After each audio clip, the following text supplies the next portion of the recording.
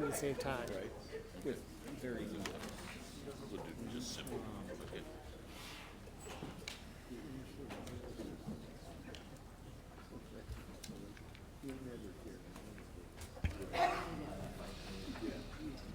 I think we said we'd start at 10:15, so he can get his done. We have no motions. Good morning, everyone.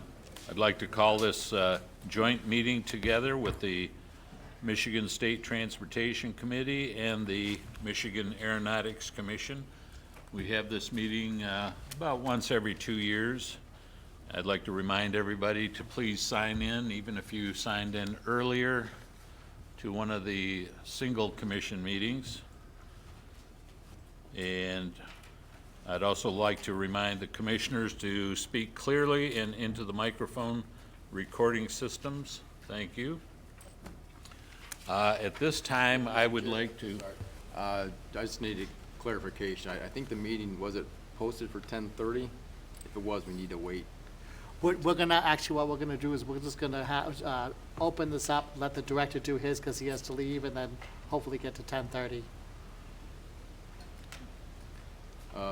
No commission business? No business. No business. Okay, all right, thank you.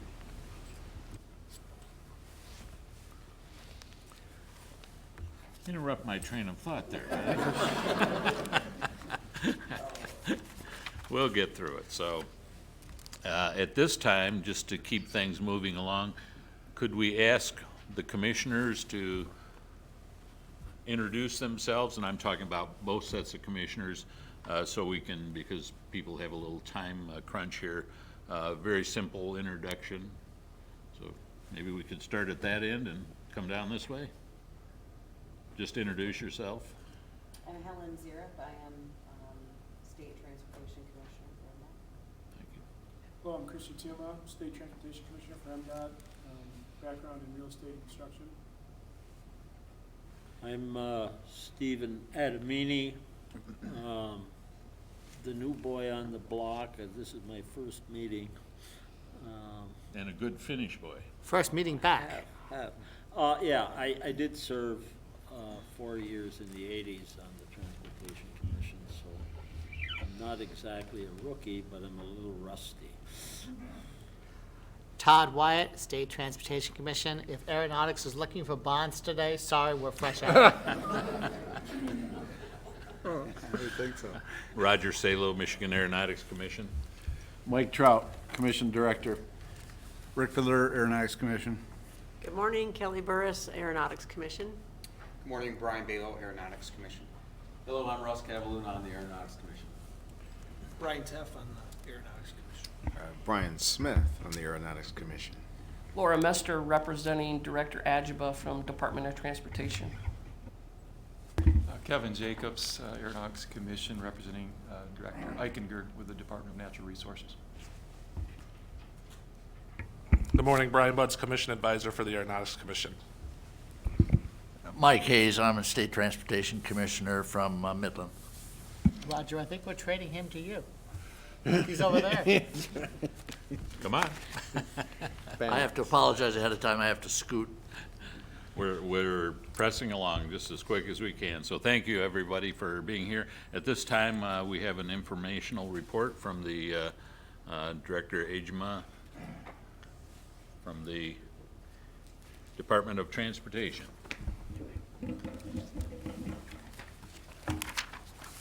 So good morning, Commissioners. Good morning, everybody.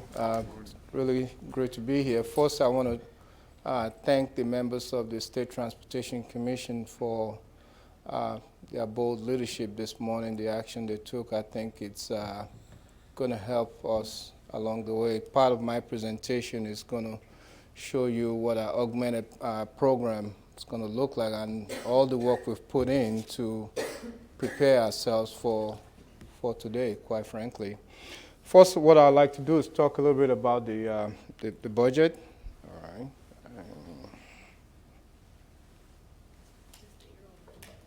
right. Oh, use a keyboard. Okay. It's not working either.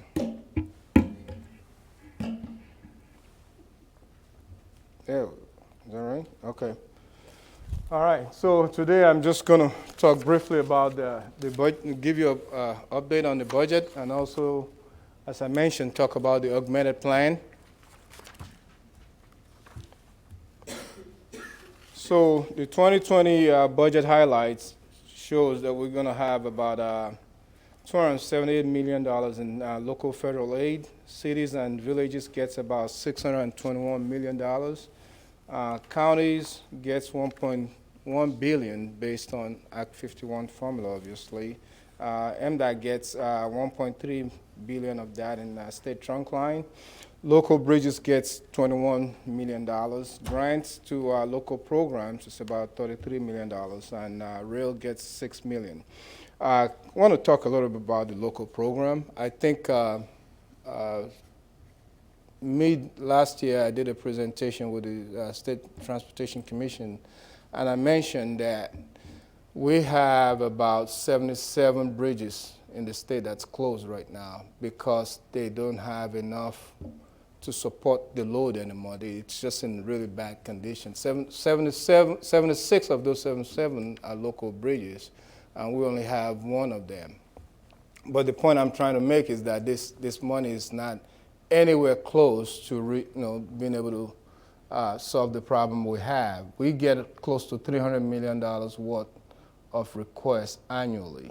And again, between $29 and $50 million is just a real drop in the bucket. Part of what I presented is that we are looking at doing a bridge bundling program, which means we've identified about 1,100 bridges statewide that we want to maybe put together and bond for about $1 billion to try and take care of them because, again, the list just keeps growing. But I just kind of want to highlight that as some of the challenges we're facing.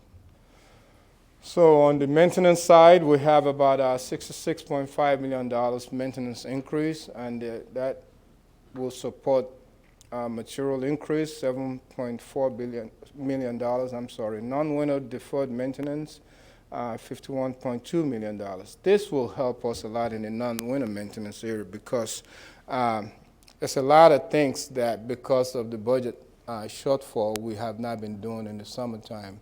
We don't clean our catch basins anymore, guardrails, because by the time the winter is over, we don't have enough money to carry us through to the end of the fiscal year, September. So we find ourselves putting counties on emergencies, and that a lot of strain on the relationship between MDOT and the counties. So this is really going to help us a lot. Targeted industry economic development, about $17 million. Airport improvement program, about $96 million. And building and facilities, only $5.5 million. So as I mentioned, talk a little bit about the augmented program. So last year when the governor proposed a 45-cent gas increase, we in the department were very optimistic about the opportunity to finally start working on fixing our roads. We started quietly in the department, start putting a plan together. Okay, when we get this money, how are we going to go about making sure that we deliver on the governor's promise to get these roads fixed? Obviously, you just don't put our projects out there. You got to look at the existing policies that, we have a mobility policy that says you can't do north, east, west, south route at the same time. When you want to put out a lot of projects like that, you may have to take a step back and say, to deliver this kind of programs, are some of these policies still applicable?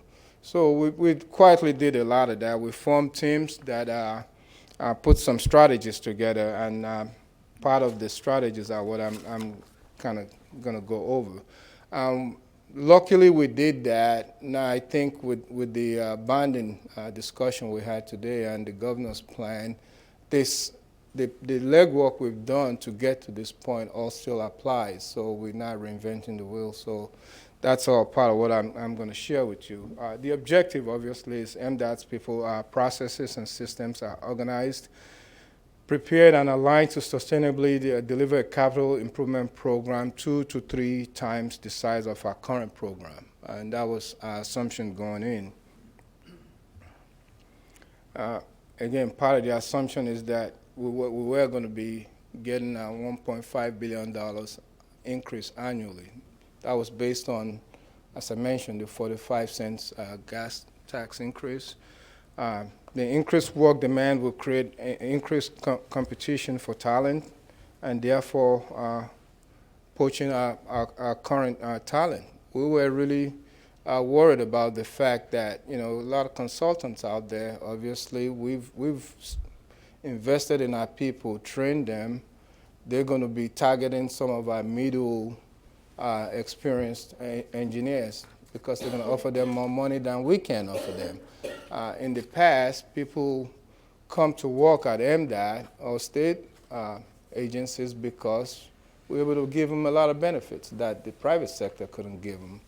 But some of those have, over time, dwindled. Now we find ourselves competing with the private sector, but we can't keep up because we can't pay them the kind of salary that the private sector does. So that's one of the challenges that we discussed internally.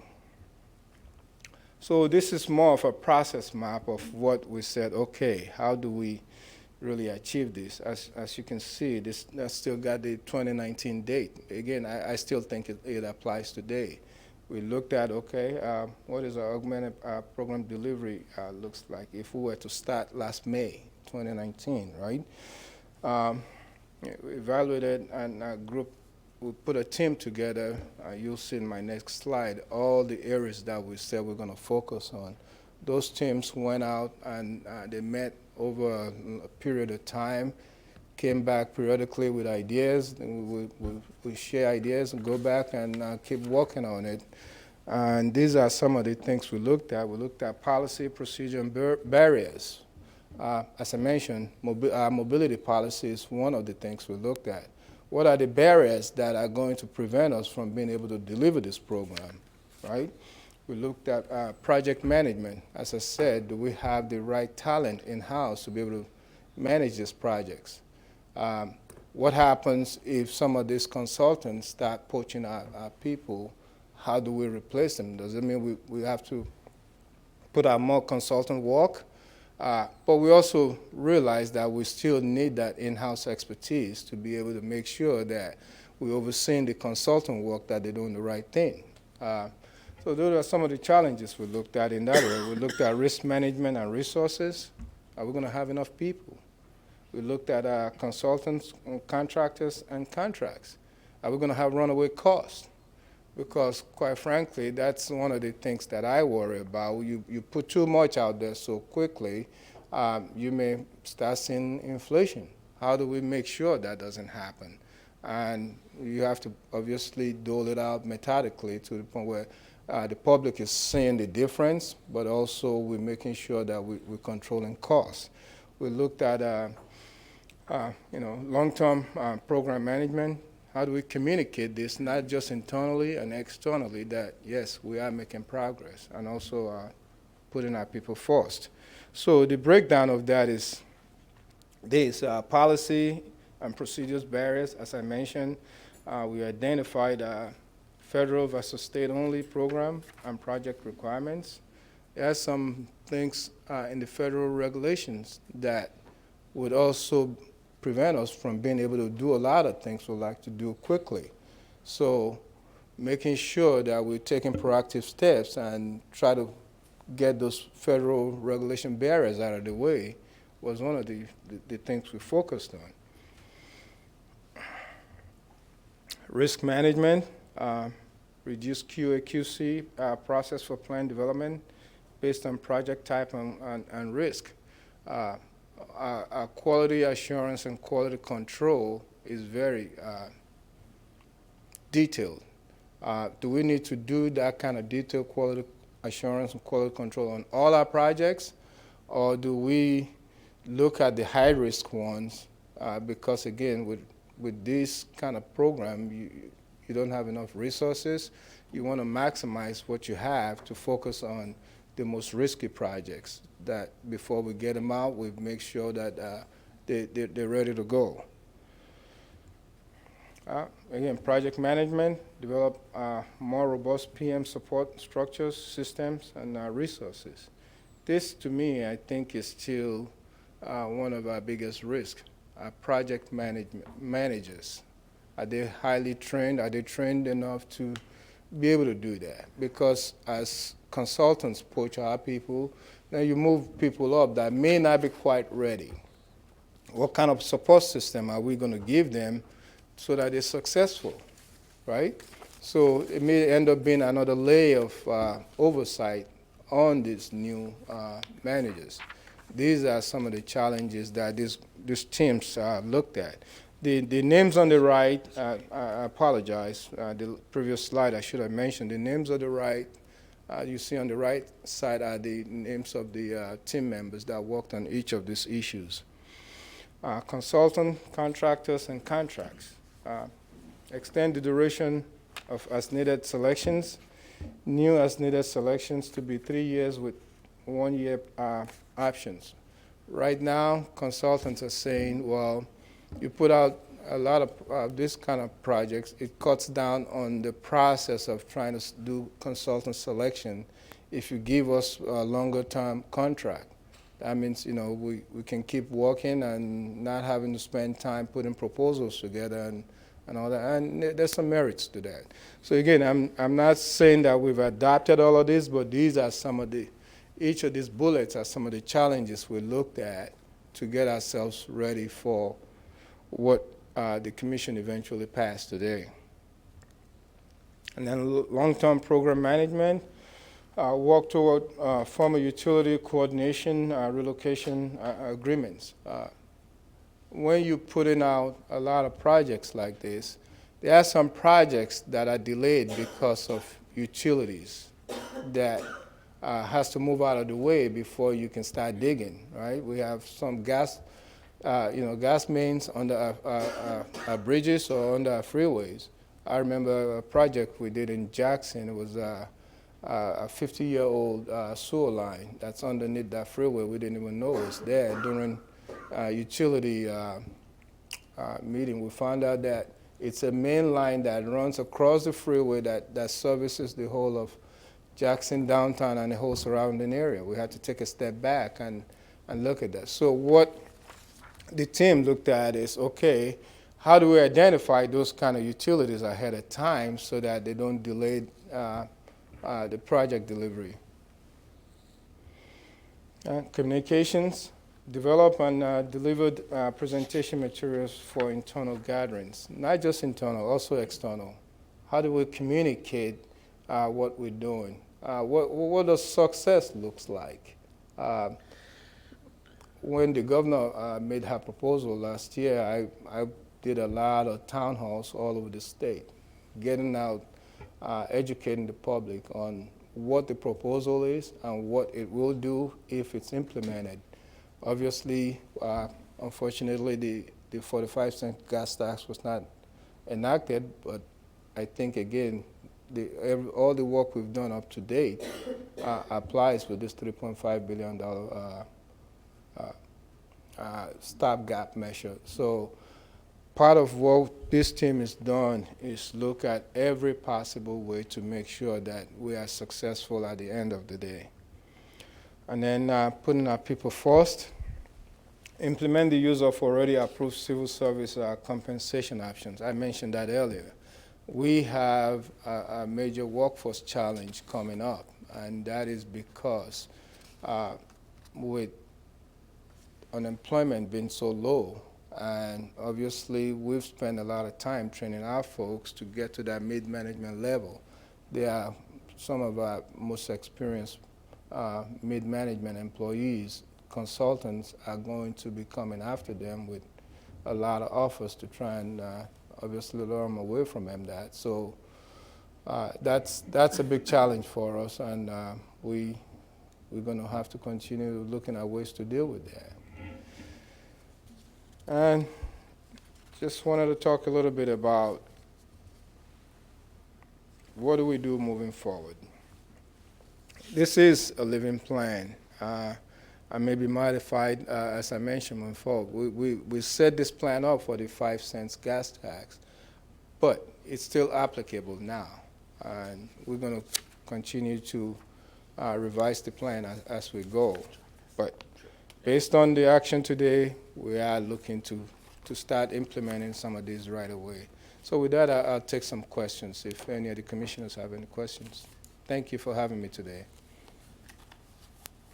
Comments, questions from the combined commissioners? Mr. Director, I just want to again commend you on all your work on this and your team's work. It's very thorough, very thought through. I imagine many of the consultants that are coaching our people are consultants that also work for us. Yes. Have we looked at putting non-circumvention language where they are barred from hiring our employees in the contract, or there needs to be some exceptions made or something where it's not just where they can't just easily poach our employees for more money? Well, unless the legislatures pass a law, I don't think us as MDOT can prevent them from doing that. It's a free labor market. People can move around as they please. Part of on one of the bullets on that presentation is we also looked at perhaps rehiring some of our retirees to come in and help us. You know, a lot of them out there playing golf. Maybe we'll offer them a little more money to come back. They keep their health care and help us out, because we're going to need that kind of experience moving forward. Right. Yeah. Have we looked at that issue, if we are barred from, so I have that in my company contract, maybe those the vendors are barred from hiring my employees.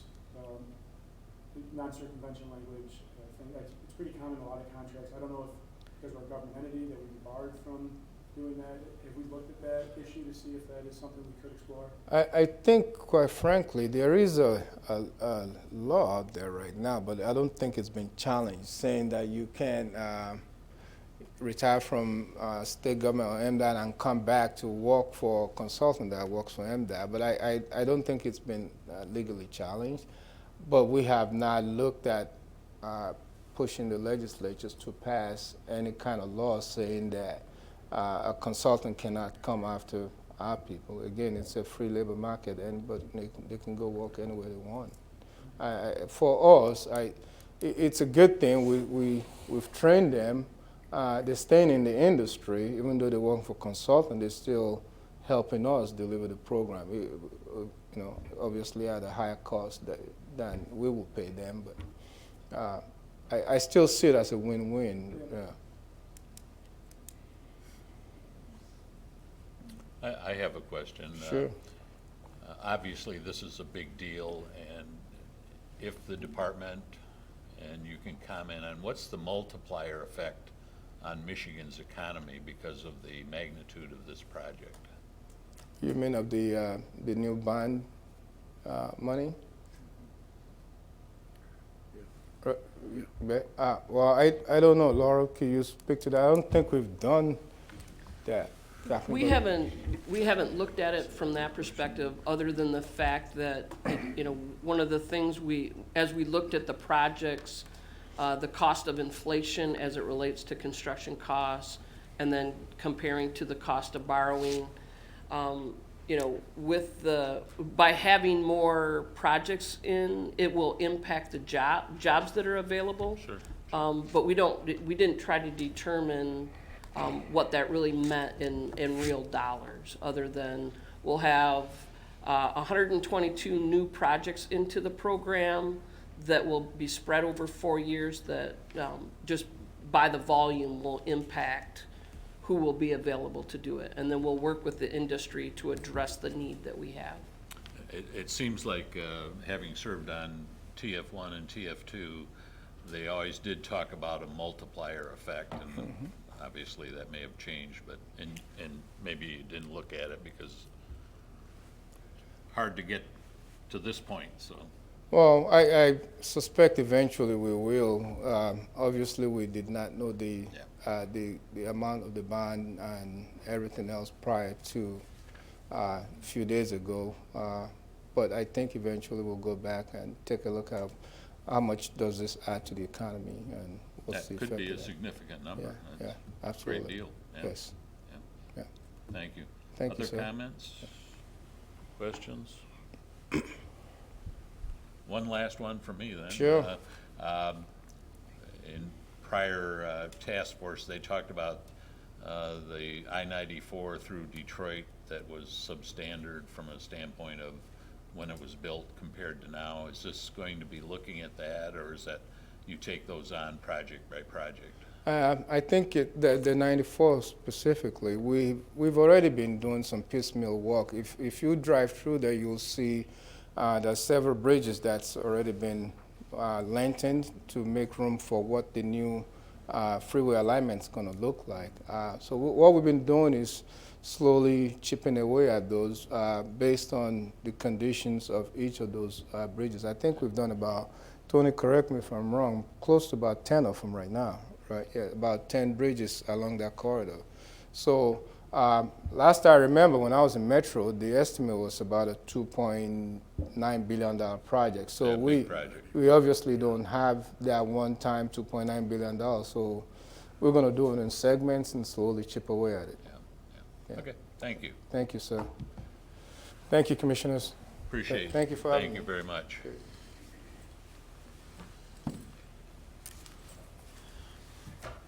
This time I'd like to call Director Trout to ask him to give his report.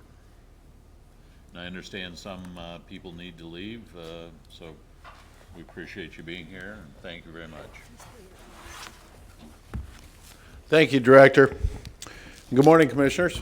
It's still morning. It's been a busy day. Appreciate you taking the time to have this joint meeting. It's been something we've done over the years, and I think it's been beneficial as we get new members and just recognizing one another and some of the issues that we're dealing with. I'm really going to be fairly brief because I want to get to our guest presentation. I just want to talk to you about a couple of things really quickly, and then we'll move along. The first thing that I wanted to talk about was UAS. And of course, the Aeronautics Commissioners probably know most of this, but I'm sharing this again, that the UAS task force that was established under Governor Snyder, 27-member task force, was re-established under Governor Whitmer and has met in an effort to implement the recommendations that came out of the 2018 report. There is a report, it's posted on our website, and most of the recommendations that came out of that, including several legislative changes, have been enacted.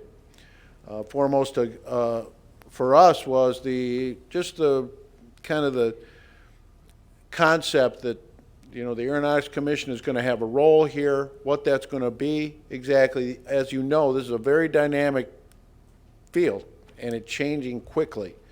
So we're trying to be proactive, but we're also being cautious because so much is out there that may or may not be dependent on the federal government, that we're kind of waiting to see what they do. One of the things they've recently done, and I've shared this in the Aeronautics Commission meeting, was issue a notice of proposed rulemaking about the remote identification of these aircraft. This will allow for eventually a better traffic management system in airspace that now is controlled by the FAA. How that will work, not exactly sure, but we do know that this remote tracking will is the first step in that process. So we're going to be reviewing the rulemaking, and we're going to be making comments on behalf of the Commission and others, I believe.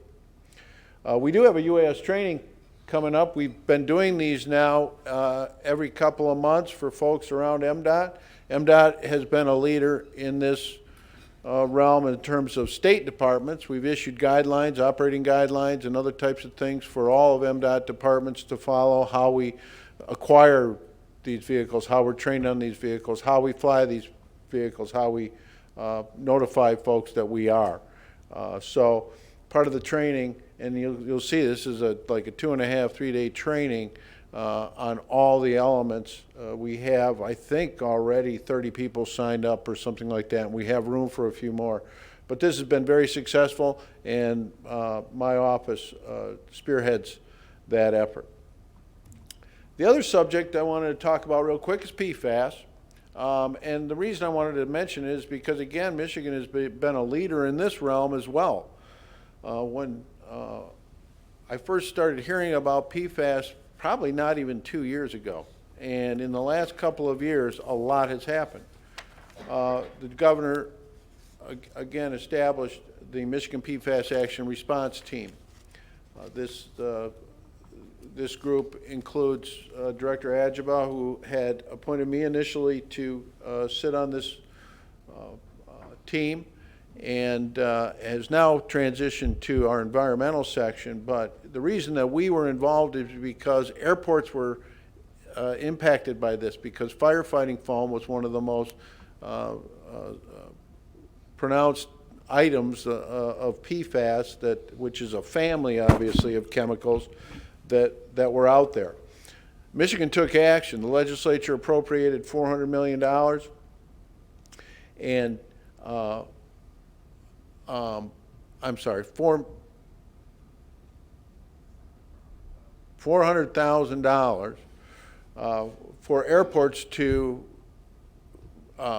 address their issue with their existing foam and to buy these new carts. This picture, you can't see it real good, but the device that's in front of that fire engine or that firefighting vehicle is called an ecologic cart. And basically what used to happen is when these vehicles tested, they just sprayed the foam out onto the ground. That was the standard practice for 50 years. Obviously that was not something that was going to work. And so we embraced this technology, which now allows these firefighting vehicles to test without spraying anything. It'll calibrate the foam water mix, and every airport in Michigan has one of these now. We were able to put these into the hands of every airport. The military embraced this technology as well, and it's been very good. And the other credit goes to the FAA, who was quick to respond to the need to not keep doing what we were doing. And they have allowed this now to be an allowed appropriate testing method. So I'm excited about what we've been able to do with this. And so we're now working to coordinate this better. I know that recently this is where the $4 million came. Recently, the legislature appropriated another $4 million to do additional testing at airports. So we're looking at how we're going to roll all that out, too. So we're getting attention. The airports are being very proactive at the same time. They're not waiting around many, like Mr. Richardson may touch on. Grand Rapids has been a prime example of someone who's been very proactive in this realm. And I'm proud to say that we've been a part of that as well.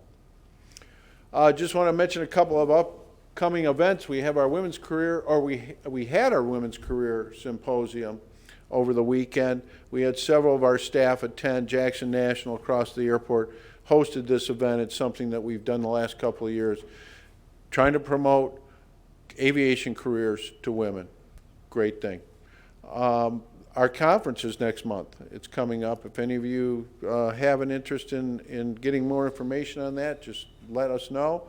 And of course, we have a legislative briefing coming up too at the end of February. So really, that is all I was going to report on today, Mr. Chairman. But I'd be willing to take any questions if anyone had any, and then I'll introduce Mr. Richardson. Okay. Any comments or questions? I have a question. Yep. This is a little off subject, but when you talk about unmanned air vehicles or whatever those are, is there any task force on security with that, or anything with that as far as like terrorists using them as weapons, or is there anything like that? There's been discussion of that, and I could probably look down the table here to our state police representative. I think that they have the counterterrorism is kind of what you're talking about, and how to address some of those issues. And that is a discussion. That is part of the discussion. It's not something that we've dived into directly, but I think you raise a great question, because this remote ID is going to help in identifying those vehicles that could be doing nefarious things, right? That's step one. We don't know who's out there now. Right. So I think that getting in place is going to be really important. And then the certain technologies, I know that the state police has even seen demonstrations of different technologies, netting and other types of things that have been used. So it's a great question, because it's at the top of the list of things that we're looking at. That answer? Would you like me to comment? Currently, Mike's correct. There's nothing in place to ID. There's the largest amount of UASs or drones in the U.S. are hobbyists, which are not required to necessarily register. So there's nothing in place right now, and there's no restrictions. Versus if, like the state police, we have to register and do flight plans and things like that. So. We are heavily regulated, but nobody else is. So the big question right now is detection and mitigation. And we've been working with Washington and the FAA for a couple of years at least now on what can be done. Reference that. It's considered basically an airplane, so you can't necessarily shoot it down. So right now, only the Department of Homeland Security has the permission to do something like that. So what we have is we just currently started a build on a detection system. We've been working with U of M and some other entities within Michigan to test some systems that we can do detection, but there's nothing allowable right now to take that down. So we're working with Washington, but we're restricted by the FAA, and hopefully sometime soon we'll be able to get some permissions to bring a nefarious drone down safely. Part of the package of bills that was enacted last year to address some key facilities. It identified things that are critical to the state, bridges, nuclear plants, other types of things, and really codified that it's illegal to be near those with a drone. So that was another step. So there's layers of protection that are going to have to be in place, but it's a good question. Thank you for asking. Any others? Any other questions? Well, Press on. it's my pleasure to introduce Mr. Torrey Richardson. Torrey has about 30 years in this industry. I've known him for many, many years. He started at a smaller airport. He's now coming to the Grand Rapids Gerald R. Ford International Airport from Columbus, and we're certainly glad to have him out of Ohio. And so without further ado, maybe you can tell us a little bit about yourself too, Torrey, but welcome to Michigan, and thank you for being here this morning.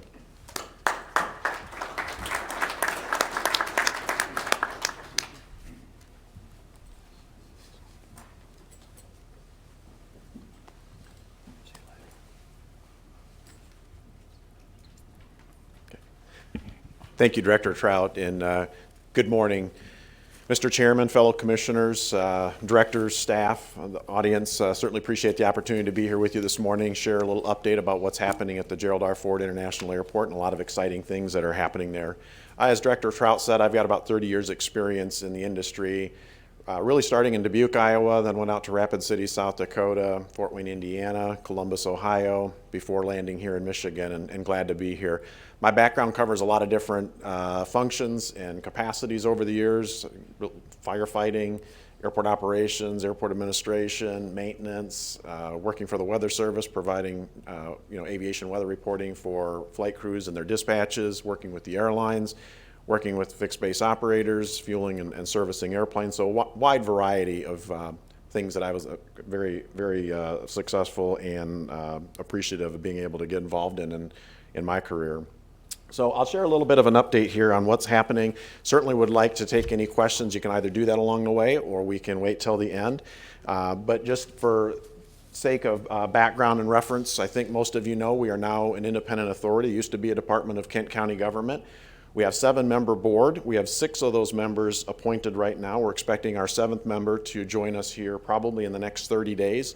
a nice representation of the business community. They do serve staggered terms, 3-year appointments. We have 2 of them that are county commissioners, but the others, again, representing business, hospitality, and other functions that we think are important to help drive us in terms of what we need to do for the airport. Of course, we do that through a staff of about 110 individuals.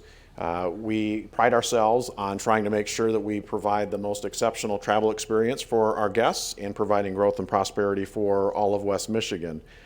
As I said, we are an independent authority now, so all of the business functions are actually done out at the airport or with consultants. So we are independent and taking on those business functions as our responsibility. In terms of who we are, we're the 2nd largest and busiest airport in Michigan.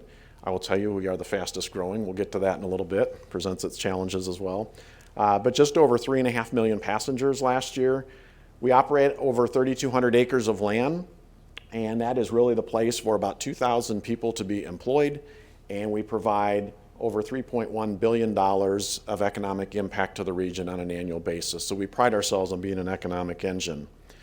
Part of how we do that is with our air service. And so this is a map that actually is going to be updated later this year. It kind of depicts the catchment area, what we call, for the airport. It's kind of hard to see the shading here on this graphic, but obviously large concentration right around the Grand Rapids, Muskegon, Holland area, but we do get very far north and clear over into this area in terms of where our passengers are coming from to take flights in and out of the Gerald R. Ford International Airport.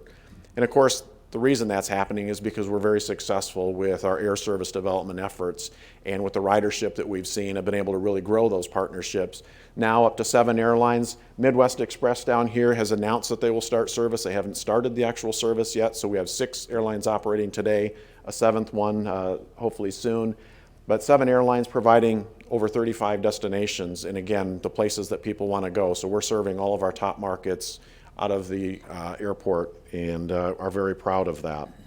Some of the things that we are also proud of to make sure that we can continue to serve those passengers is our transformation project. So if you're not familiar with the airport, we have gone through a very robust modernization program. So the transformation project, this phase 1 in the fall of 2017, we're actually working, consolidating our passenger security checkpoint into a single operation instead of the 2 separate concourses.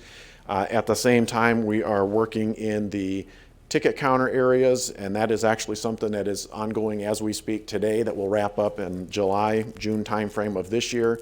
But you'll see it'll be much more modern facilities out front, easier passenger flow, more daylighting. And in the baggage claim area, we're also working in that space right now, really at the front door of the airport, doing all of this modernization work and trying to stay open and operating efficiently at the same time. Of course, we do that with a huge outpouring of support from the community. And I will also say, not noted here, but certainly not forgotten, is the partnership that we have the state. You provide a great deal of partnership, whether it's the PFAS issue, the aircraft rescue firefighting training, air service development, some of the capital stuff.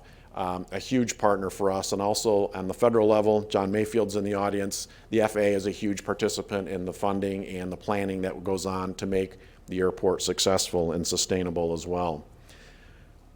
All of the work that we've done in the last, like I said, the last few years really hasn't added capacity. It's really been trying to get the facilities modernized and get, in this case, aging infrastructure in terms of the apron area, the ramp where the aircraft park, in great position so that we can provision for future growth. This was a very large project that took over a couple of years to complete, $32 million. Again, had to operate the airport while we were also doing this. That's why you see all the different colors of all the different phases as we're moving around.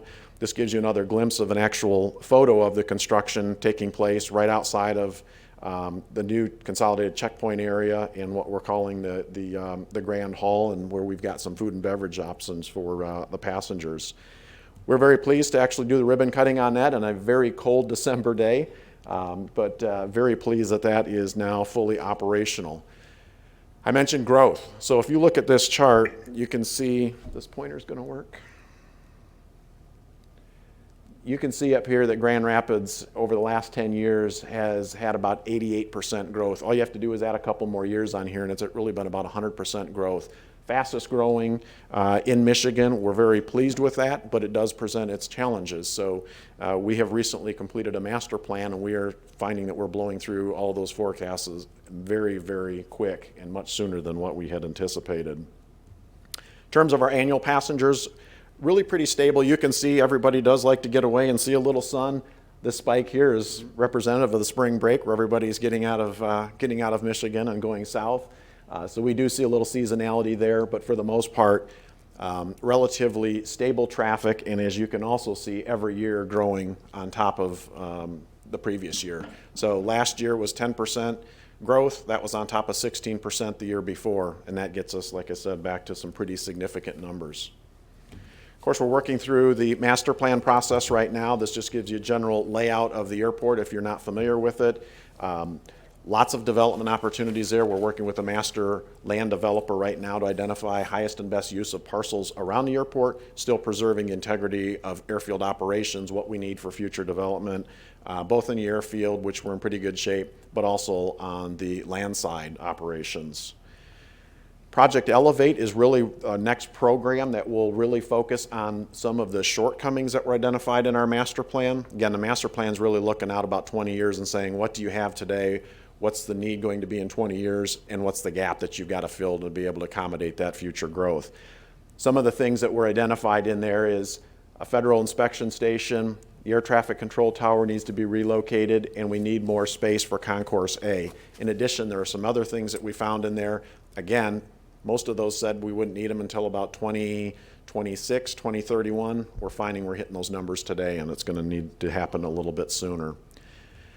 So one of the things that we did this last year was we started the expansion work. And the first part of that was to make sure that we could expand the apron area where we have to park planes. We don't have enough gate space today. We're operating about 23 flights off of 15 gates, all within about 2-hour window in the morning, which means there's a lot of traffic going through a very congested ramp. We needed to modernize that ramp. We are now expanding that ramp. You can see here, total cost about $17 million. We had to shut the operation down for the winter, but we'll resume that again once weather breaks, and we'll wrap that up early part of this year. This is a picture of what that looks like, and if you see the kind of the blacktop area, this is provision for future growth of this concourse, so all the apron area around it is permanent structure. This is asphalt that will be torn out and actually replaced with building very soon when we actually start the construction on our Concourse A project. That project is right here, so if you orient yourself, this red box is our Concourse A today. Project Elevate will be expanding that, adding 8 gates, and really making a very modern, major improvement for the airport. I've got a video here that I'm going to show you, but if I could give you a preface of that first. We want to make sure that we are giving a sense of place for our guests. Airports are often the front door, the first impression, and the last place that people are flying back out of, a last impression. We want people to have a sense of place that they are in West Michigan when they're in our facility. So take note when you're looking at the video, you'll see as it progresses from away from kind of the center of the building, that's more city center. You'll see some of the architectural, the city skyline stuff taking shape in some of the aesthetics, the terrazzo floor. Then we actually theme that concourse out as you're working your way out into the agricultural lands, the trees, out to the dunes, and actually out to the lake shore, and that gets you out to the end of the concourse. So you're going to really see that in what we're going to try to present in the new concourse as we make these modernizations. Again, a lot of great happenings there, modern lighting, finishes, food and beverage options, more retail, places for people to be productive and workspaces to work at, things like that. So with that, let me play the video for you. I think we're missing some audio. Somebody have the ability to play audio?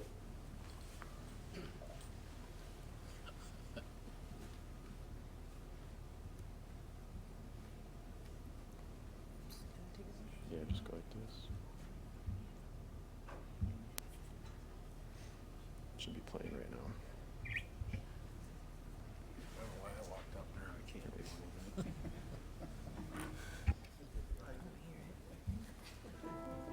Perfect. Thank you.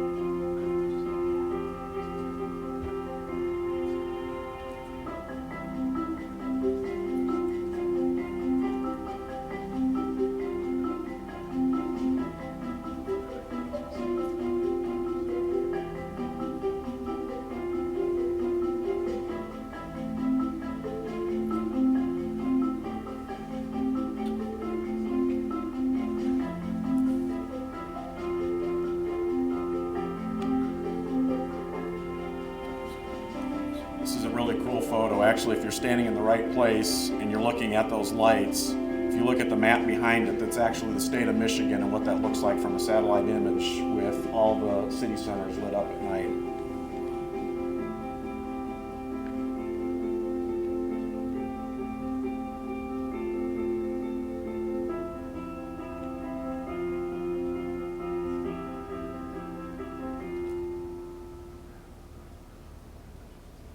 And that's what we're affectionately coining as Project Elevate.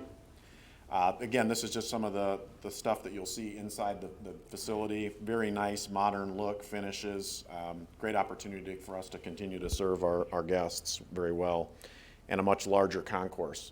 How long that will last us, we don't know. Right at the growth rate that we're seeing right now, we are actually looking at plans for future additions. And we'll get to that in just a second. The next one is the Federal Inspection Station, or the FIS. Again, great partnership here. We actually got $5 million grant from the state, $5 million from the FAA. That will get us the next portion of the FIS, which is this section right here. That will be added on. If you're ever looking at the terminal, it'll be on the left-hand side of the facility. We need to work through the Customs Border Protection to get staffing. But in the meantime, we can actually put that to use, because one of the master plan weaknesses or limitations that we found is we don't have enough baggage claim space today. This will actually get us some baggage claim capabilities in a domestic environment before we ever need to use it for international processing, at which point the rest of this would be built out, and then we could actually operate international flights in and out and process passengers. Today we just do that with cargo. We can't do it with the passengers. So a very good program. Probably $25, $27 million for that project alone.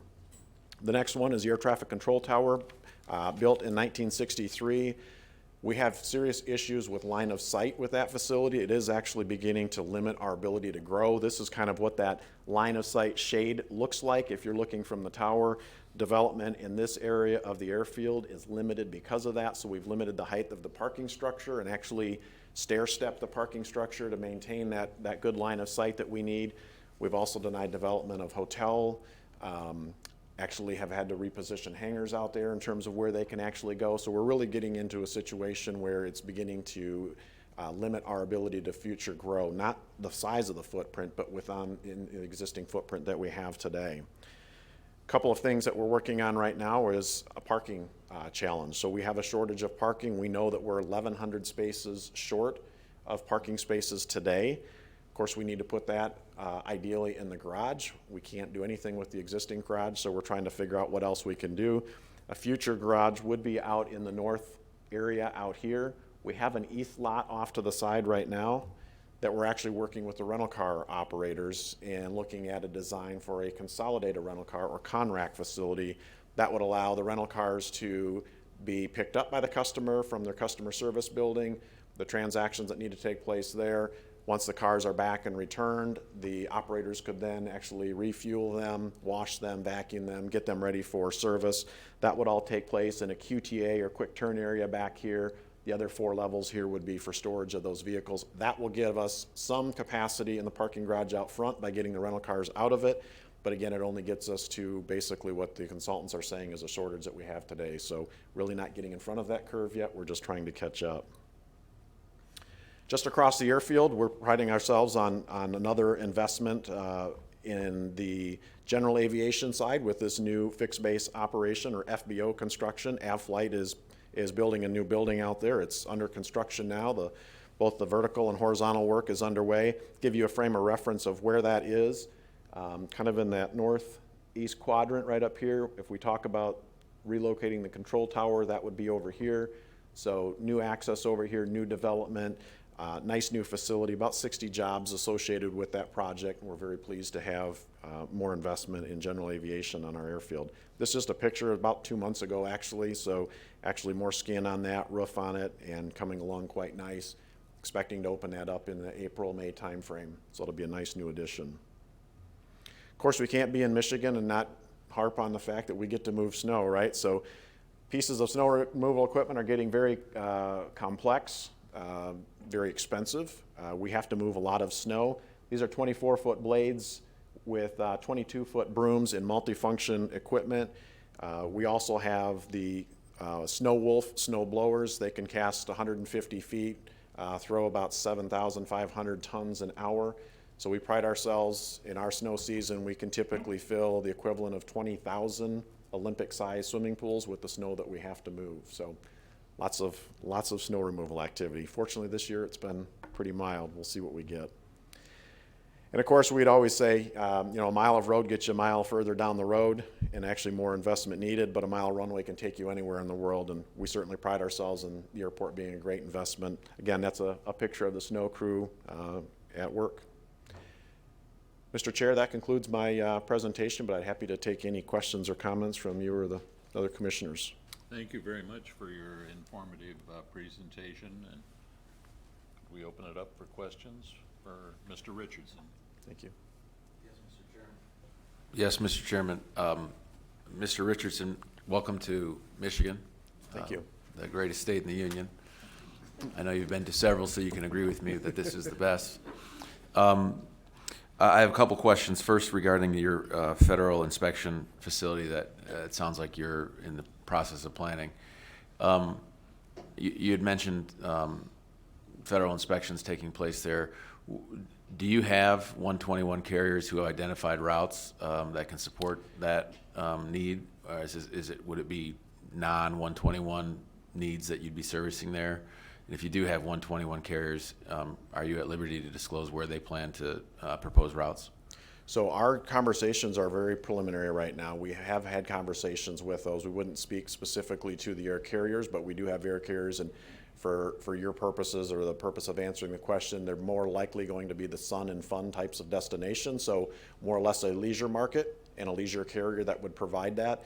Just don't have the number of riders in that catchment area to support a nonstop international business market yet. So it would be more of the Caribbean, the Mexico, the island, that kind of, and probably charter operations, that kind of an operation to start with the intent of it growing, and we think that it will grow fairly quick. And as we know from our market, folks do love to go to places of sun and warmth, and so we think that will take off very well. But we're having conversations with the airlines, but also, more importantly for this project, is conversations with Customs and Border Protection, which at this point is challenged with the staffing level, not able to take on new projects because they don't have the staff to put in the places that they need today.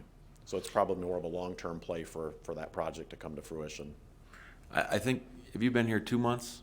5. 5 months, okay. So an appropriate answer maybe I don't know yet. You've only been here 5 months, so feel free to say, I don't know yet. But you said you expect this kind of market to increase potentially beyond the sun and fun, large body charter niche.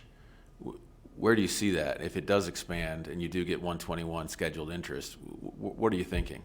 So I think the initial will be a longer period of time before we actually see a business market. Again, we would have to have significant business traffic. You're really looking at about 125 passengers every day having to go to that one market. So whether it's like a London or something like that, we've got to build a pretty significant mass before we could ever justify even going to an airline to talk about that service. That's not to say it can't happen. We know that from demographics, people continue to move into Michigan and West Michigan. So we think that that's inevitable over time, but it's probably leisure, sun and fun, charter operations, maybe more scheduled service to the leisure markets over the long haul, probably the next 10 years before we'd ever be realistically looking at business markets. Okay, second topic, Mr. Richardson, the air traffic control tower, and I don't know if they were, I hope they were candid with you when you applied for the job, because that is the nut that every airport manager there has been trying to crack for decades. So I wish you the best in that regard, but you were probably wisely, but in my mind, pretty clearly vague on the plans for that. And again, if the answer is, Russ, I don't know the answer to that right now, it's fine. I understand what it's like to take a job and be new at it. But what more can you tell us? You identified potential on the east side of the field. You identified in your comments maybe some ideas of cost. Any other details you're at liberty to disclose about that? Sure, I'd be happy to share as much of that as I can, and it's a great question. So we have been working with the FAA. We literally went from a no, you're not on the candidate list for anything to happen to your tower to now you're on the candidate list, we might need to modernize it or do something with the cab to now even, well, let's look at a whole new spot, new site on the airfield and look at the potential for relocation. That's happened over the last few months. So back in November, we had a team of FAA and their consultants in our conference room with virtual reality glasses on, looking at what does the airfield look like, what would this potentially be if we needed to do this relocation effort. From there, the process is we go to what they call an AFTIL study, which is basically a siting study. They mock the whole place up in Atlantic City, New Jersey, to walk into a room where a controller feels like they're actually looking out the cab windows of a tower in Grand Rapids, looking at the airfield, looking at the approach plates, looking at the equipment around them. That study really then determines where exactly on the airfield the tower should go, how tall the tower should be, how big the cab should be, and what equipment needs to go in there. Then it gets to, now we understand what the need is, then you move into what is the cost and the design. Those numbers are anywhere from $20 to $100 million in today's dollars. The federal program to fund those doesn't even have enough funds in it to fund one of those towers in a year.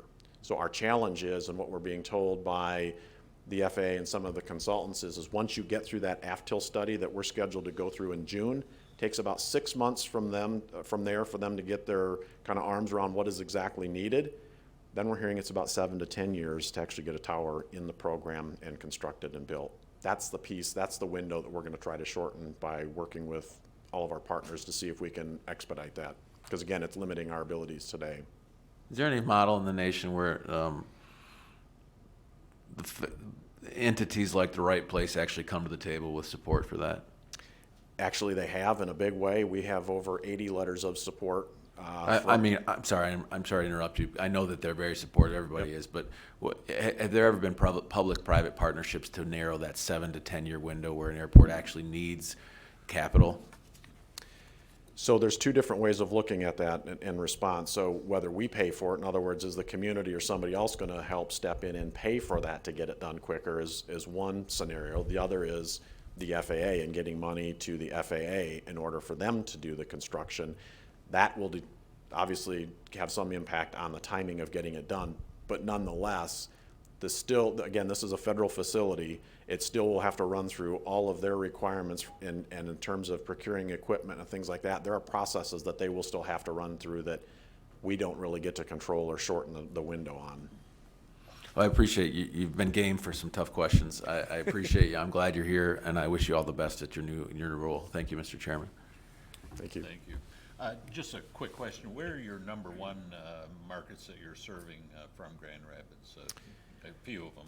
If you Yeah, so obviously, when you're looking at major market areas, we're looking at, and we serve all of the top 20, but when you look at major markets in Washington, Dallas, Chicago, Atlanta, obviously we get a lot from Detroit, which are connecting beyond. We're serving all of those with the exception of 3 that we just checked off 2 weeks ago with Allegiance announcement, and those business markets were actually Boston, Austin, and LA.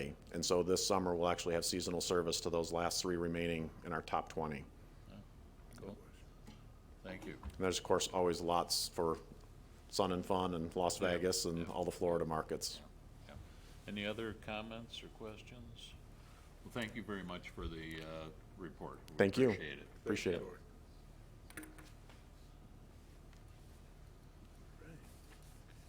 Couple more items. At this time, I'd like to ask if there's any public comments that somebody would like to make. Okay. And in closing, our next joint MAC-STC meeting is scheduled for January 2022. Final dates to be determined.